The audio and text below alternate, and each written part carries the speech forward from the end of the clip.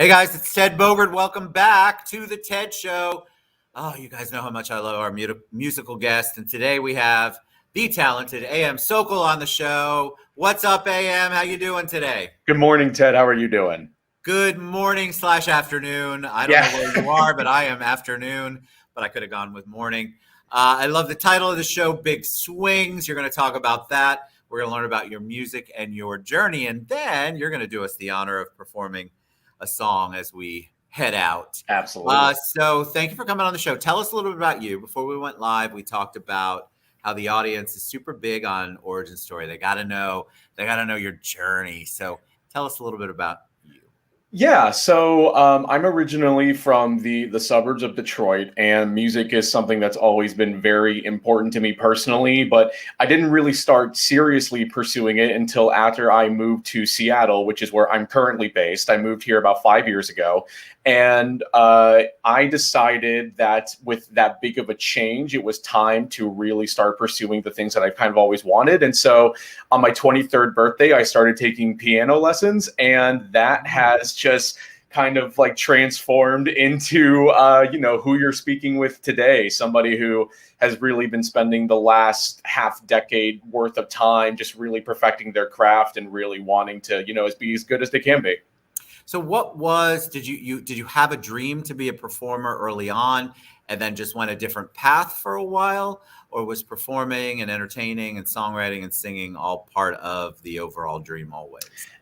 It was always part of the dream, but there was definitely some periods where the self-doubt came in, and that sort of imposter syndrome of like, you aren't qualified to be doing any of this. Like, what are you doing? Like, that really took its toll in my adolescent and teenage years, and also in college. But then in college is when the bug was really starting to kind of get back to me. And I really thought once I got out of college, it's like, okay, I need something to balance 9 to 5 life anyway. So why not have it be the thing that I've always been passionate about? So it's always been there, but the seriousness of pursuing it has kind of been off and on.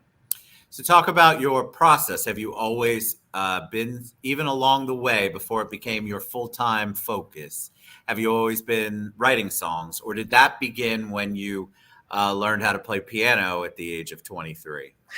I've always been very big into writing, not necessarily writing songs, but just writing not only as a means of like self-expression in terms of art, but just like coping, self-reflecting, like that kind of thing. And as part of my day job, I do a lot of writing, which is something that I very much enjoy. But it definitely really revealed just simply how being a good writer doesn't necessarily mean you're a good songwriter. Like I had to learn that really early on, and I decided like just like really focus in on songwriting specifically. And the whole thing of like starting to write songs really began with the learning of music at the same time and learning about piano at the same time.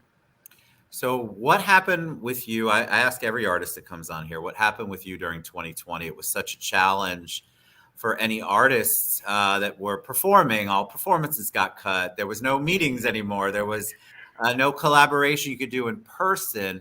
What did you do to shift and pivot so you could continue to hone your craft and continue to keep your name out there? So for me, 2020 was really interesting because I didn't necessarily have a great deal of momentum with my artistry going into 2020. I've only had played a handful of live performances that weren't open mics. And so for me, it was just not necessarily that much lost in comparison to those who this is their livelihood and this is their job and how they sustain themselves. So essentially what I did was I really started honing back in on the songwriting side, but also the musical production side of things. And so throughout 2020, what I had done was work on and release my EP, which was the first project that I actually released. And that was back in October. And then I don't know what happened, but like a couple weeks later, I just felt this urge to just jump back in. Like I didn't really give myself any kind of break, because even still in October, like we were in the thick of the pandemic still, like and going through those spikes. So nothing was open, like nothing had changed. And so I was like, okay, what do we do from here? and I just jumped in and immediately started working on another project. So, which is something that I will probably mention more than once while we're online today. Good. Mention it. Tell us about Yeah. that. So I made the announcement yesterday, but I am releasing my first full-length LP, my first actual album, and that comes out Wednesday, August 25th. What I'm going to do is I am going to put in the comments maybe in the private chat now. Oh yeah, you should be able to put it in comments, but I'll take it from private chat. Okay, cool. That's Thank great. you. I got you. That is the link. There is the link that people can follow, and also it's pinned to all of like my social media stuff, which is just at amsokoll music. But yeah, the album is 10 tracks. It runs about a little less than 45 minutes, and it's really reflective of a lot of what I was experiencing throughout 2020. And the hope is that it relates to other people's experiences too. But at the very least, like I feel really good about the fact that I have gone through like this really intense creative period throughout 2020 and the beginning of 2021. And now with things opening up again, it allows me the opportunity to, do things like this and talk about it, be able to play live again. And it just is a really nice transition. So I would say that in terms of 2020, it definitely impacted me in some regard, but I'm very happy about the fact of what I was able to do with that time.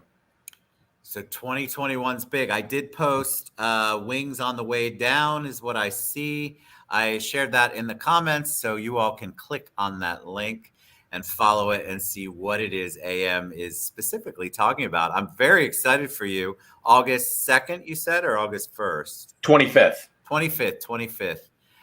So tell us about your plans for 2021. Obviously, you're doing this in August. Are you planning, because I'm in Orlando, so it's a little different. I don't know where Seattle's at on the are we open, are we not scenario. Florida's been open pretty much the entire time. Seattle, I have a feeling, is a little different. Are you able to get out and perform? Can people see you? Are you getting out more? What's going on for 2021? We're able to more so now. It's actually quite the interesting timing because the county that we are in, because we hit 70% of those who can get vaccinated are vaccinated. We are now eliminating the mask mandate, and the full state reopening is actually supposed to be either today or tomorrow. I don't know when it technically kicks into effect, but with that, everything will be open season again. And the big thing for me, I think, is of course, playing live for musicians is, I think, like a really high mark and a high goal. But honestly, I really want to make more in-person connections. Like, pardon me, like that's like a really big thing for me because I admittedly was not. I'm going to take a quick drink of water. No, you're good, man. I'm making you do all the talking, so you But yeah, I admittedly was not super great about making in-person connections before the pandemic, mainly because I was really focused on spending the time that I could have been connecting with trying to hone the craft a little bit more. And coming out of the pandemic, I'm realizing now that there are just so many people in the Seattle music scene that I admire, but I haven't had a chance to meet with, interact with, learn from. So that'll be a really big thing for me. And then if I am able to start performing live, like later in the fall and the winter, that's great. But, even just going to live shows again and being able to meet folks that I've been admiring on social media all this time is just, I think, a really good starting point for being able to build longevity in terms of, being able to be a performer out here. I love it. All right. So tell us about Big Swings. Yes. So first of all, I love that. There's so many ways you could go with that. Big swings in life, big swings in the pandemic, big swings in music.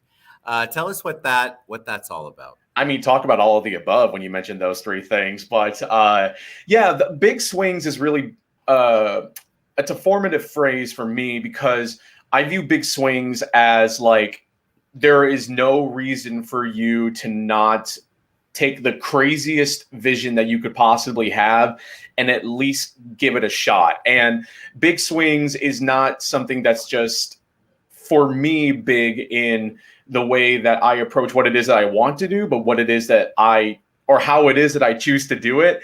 I'm somebody who I try my very best to stay true to myself. And for me, what that means is, being very comfortable with trying new things and exploring and experimenting.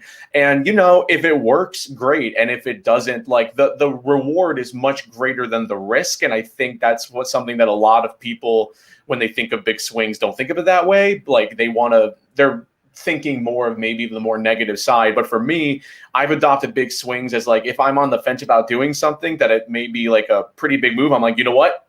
Big swings. Let's do it. Like there are no home runs without big swings, I actually, it's funny because I had to, once I saw the title, I thought, all right, I haven't had somebody who does swing music for a very long time. And then I usually don't do too much of a deep dive, but I looked, I'm like, oh no, this is actually a good topic. I feel like all of us in the last year plus have experienced big swings on so many levels, personally, professionally, the world, shopping. I mean, everything has been in a big pendulum kind of swing.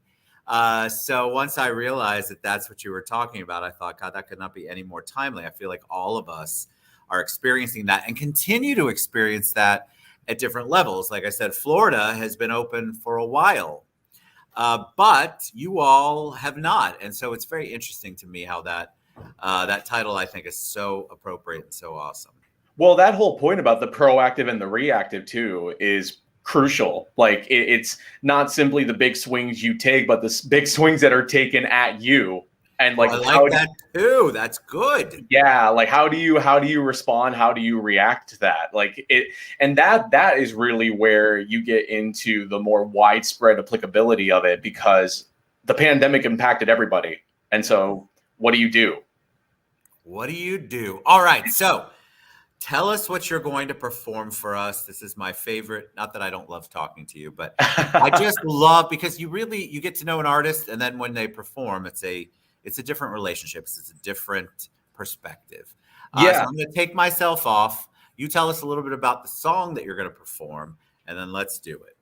Awesome. So the song I'm going to be performing today is Hourglass. It is the most recent release that I have. It's a single that I released back in April. It is what I would consider to be a prominent centerpiece of the album that I am releasing in August. And as Ted mentioned earlier, Wings on the Way Down is the name of it, and it is available August 25th. So I am going to do a quick pivot to a different camera, moving the microphone. Please pivot. Yeah. You take your time.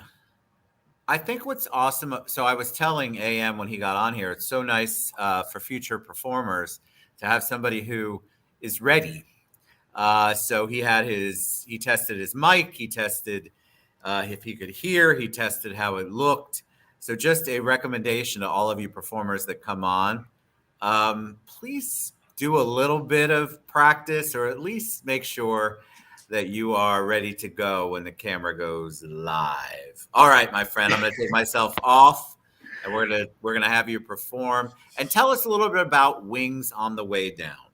So let me actually, sorry, I'm just going to do. Take your time. Take your time. Here. Okay.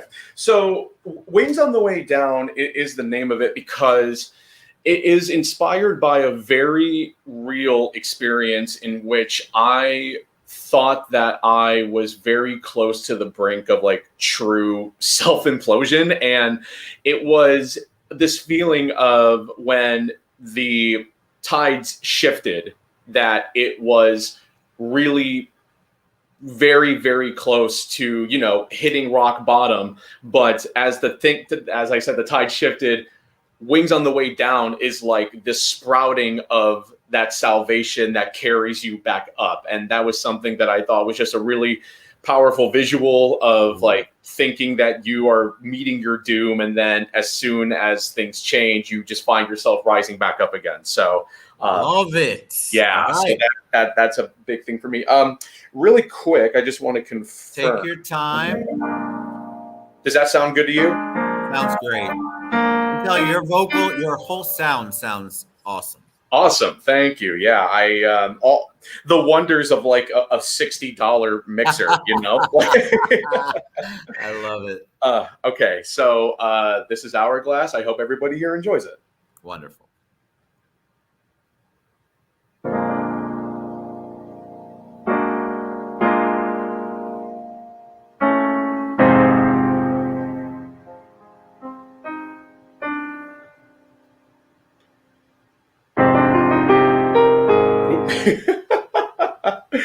take that again.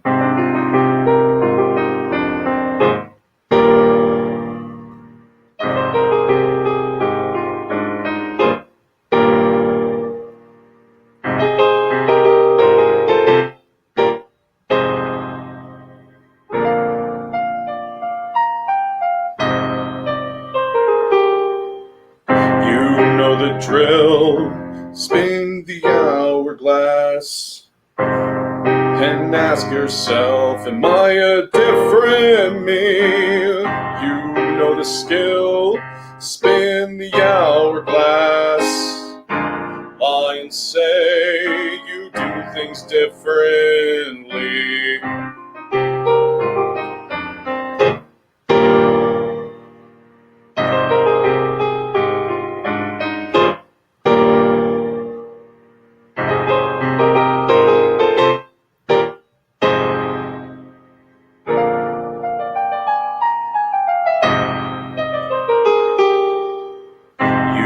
The test, spin the hourglass, and sell yourself to the mirror. You know the rest, spin the hourglass. Couldn't close and nothing's clearer.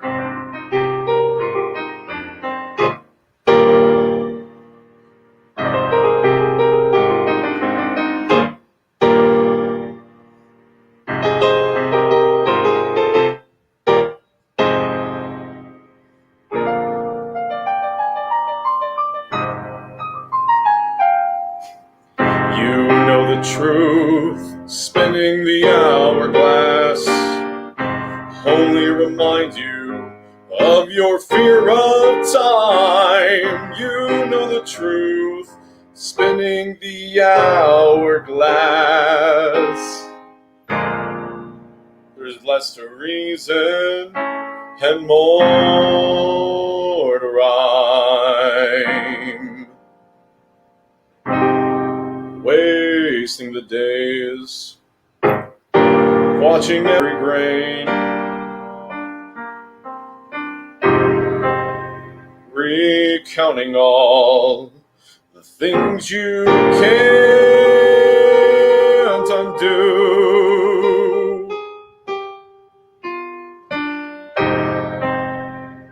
And they fester, and they pester, and they gesture, they are you.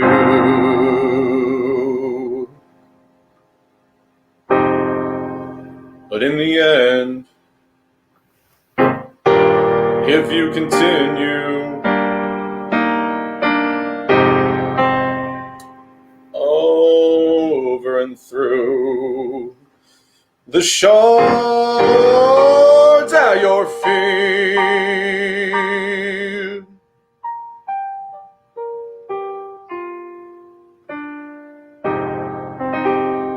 and the scenes you leave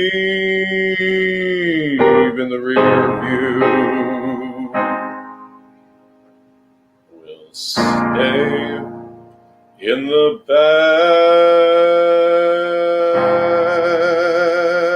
back seat.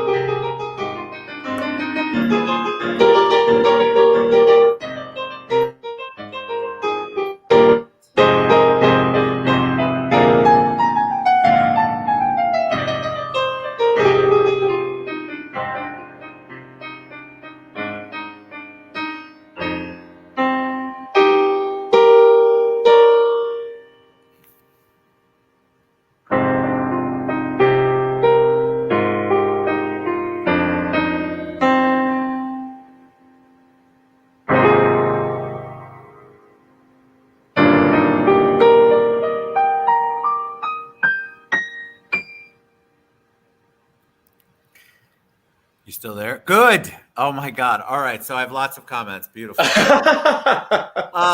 Good comments, of course. First of all, you have a very great sounding voice. Thank you. I liked it when you hit the more powerful notes.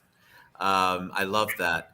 I also loved, I didn't expect so much music, meaning the piano or the keyboard part.